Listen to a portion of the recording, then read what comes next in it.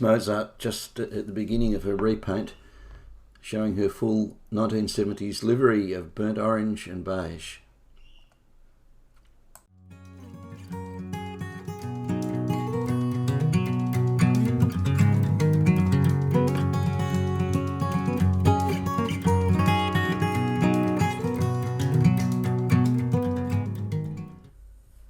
I really enjoy building and restoring boats, but I never want to lose sight of my true passion, which is sailing. If we're going to be heeling over on our way up to Wathumba with a couple of inexperienced crew on board, I wanted to be absolutely sure that the non-slip was as good as it could be. So I invested in some Kiwigrip, and it was the best thing I ever did. I slept all night on a big white ship. Seagulls were dancing all around. I woke up with a sunrise on the sea. Such a priceless gift to me. The salty breeze and the waves, the slow pace. The salty breeze and the waves. I'm at a right place.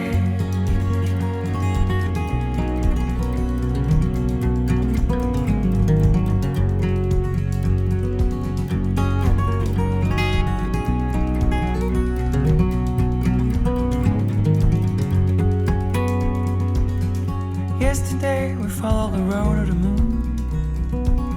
We drove all day towards the coast. It remembered me the beauty of this life. Such a feeling to be alive. The salty breeze in my lungs, and back to where I'm from. The salty breeze in my lungs. On and on and on and on. I'm using 2-pack polyurethane to put the lines back on Mozart, and I chose a colour called Asia. I'm not sure if I chose it because I like the name or because I like the colour.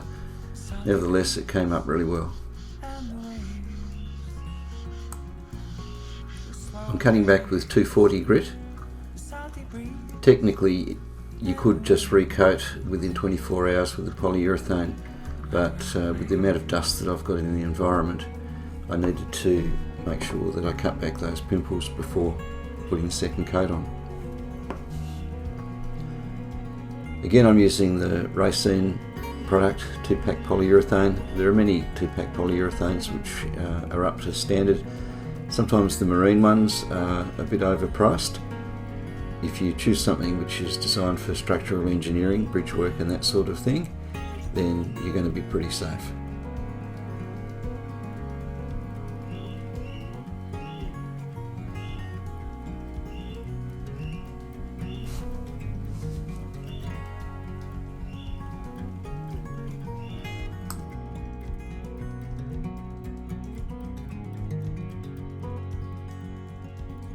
I want to live in an urban town.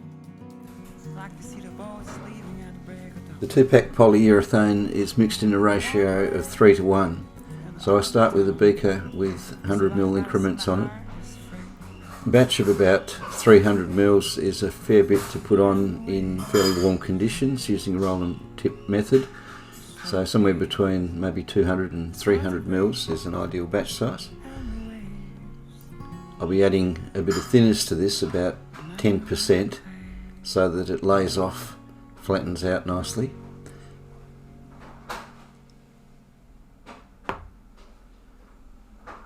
I find that if you make the batch too big, the thinner that you add has time to flash off, and so the viscosity starts to increase towards the end of the batch and the brush starts to drag. It's important to use the right kind of hardener. Here's a little tip with the rollers. I use a 5mm mohair roller, and of course there are a lot of fibres there, loose fibres, so I use a bit of duct tape and roll over the top of the duct tape. It just pulls all the loose fibres out. You never get any fibres in your finish.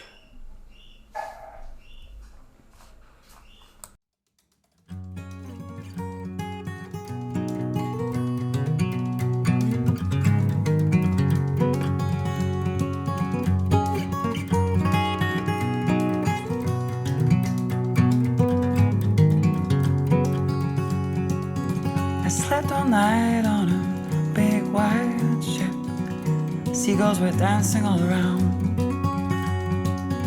I woke up with a sunrise on the sea. Such a priceless gift. I'm using a good quality acrylic brush, and I find that you can keep them alive for a few days by washing them out with thinners and then hot soapy water. Here I'm just rolling out the bristles on the brush. You find that after you've been using it for a while, the paint in the brush starts to thicken up a little bit and the fibres tend to clump, and then it makes it much harder to flatten off the paint as you're tipping.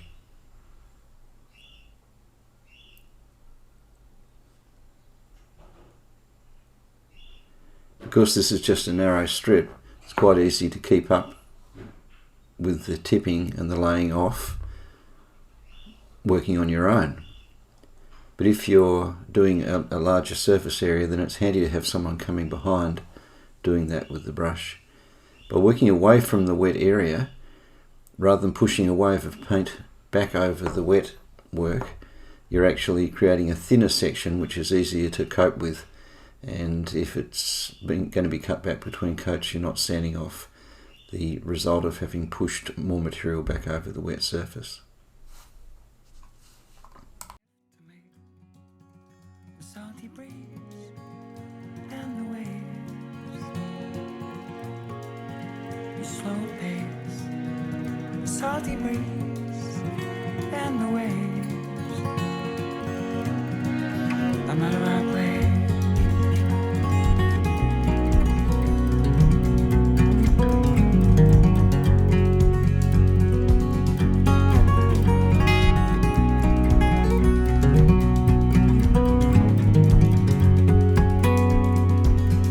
Yesterday we followed the road of the moon.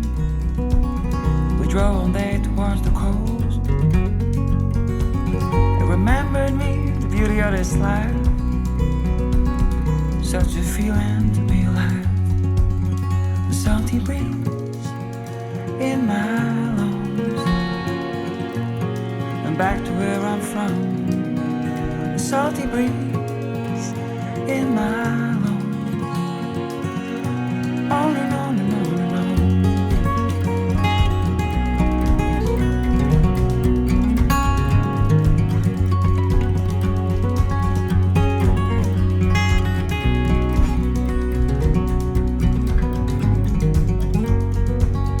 Salty breeze and the waves, the slower pace, the salty breeze and the waves.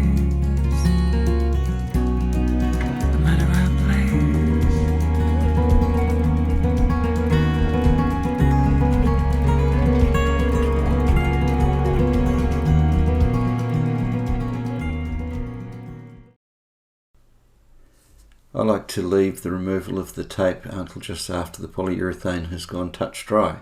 That way it's not so messy, but if you leave it too long you can tear up the paint if it's cured too hard. At one stage I was using some cheap masking tape. I ran out of the good quality stuff. Never do it. It ended up bleeding underneath the tape and it's created extra work to tidy up at the end of the project. So all in all, it's come up pretty well. Dealing with a lot of dust and wind and direct sunlight and that sort of thing in an outside environment, but even despite the odds, we ended up with a good result. So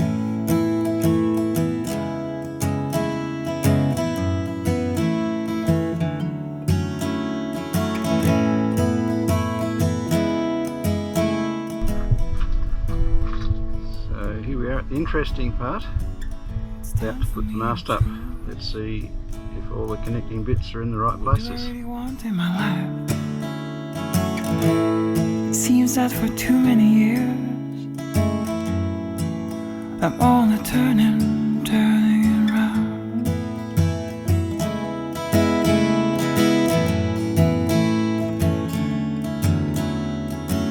And so the story goes, I ain't ready to build a home.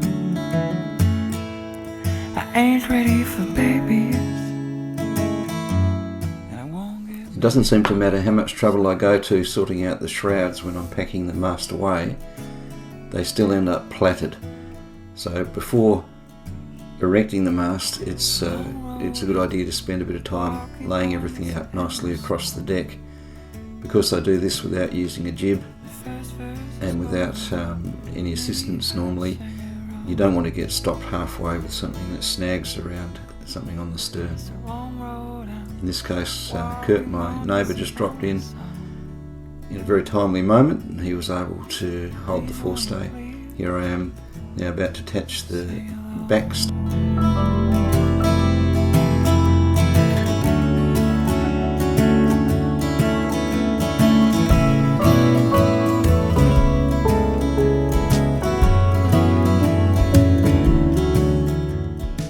Because I'm reattaching the mast and the rigging after having removed everything, there's a little bit of tuning involved, and I found that the inner shrouds or the lower shrouds were a bit too tight, and so I was able to adjust up the outer ones.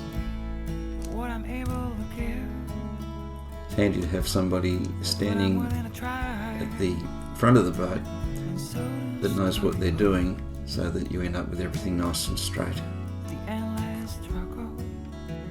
In this case, Kurt, my neighbour, spent 30 years at sea sailing around the Pacific Ocean and up and down the east coast of Australia through New Guinea. So he's definitely got the experience that's needed. It's a long road I'm walking on, it's an endless song.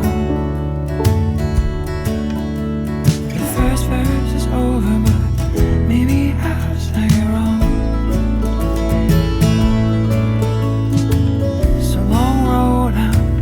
Walking on, it's an endless song. But please, won't you please sing along?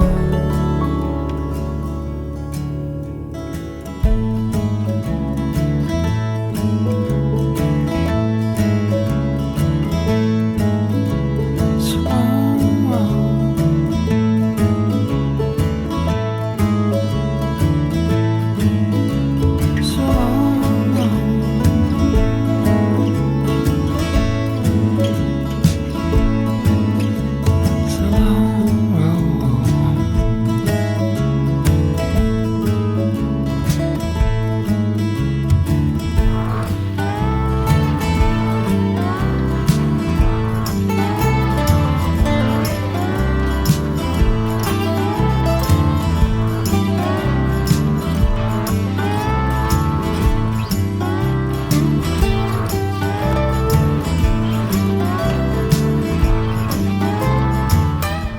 The Kiwigrip that I put on the boat is pretty aggressive, and if you had sensitive feet it might mean you'd have to wear boots. My feet are pretty tough because I hardly ever wear shoes. But I'm thinking about playing around with a bit of sandpaper and just taking a little bit of the cut off the top of the Kiwigrip, remove some of the spikes. So here she is, all ready to head up to Wathumba in a week's time.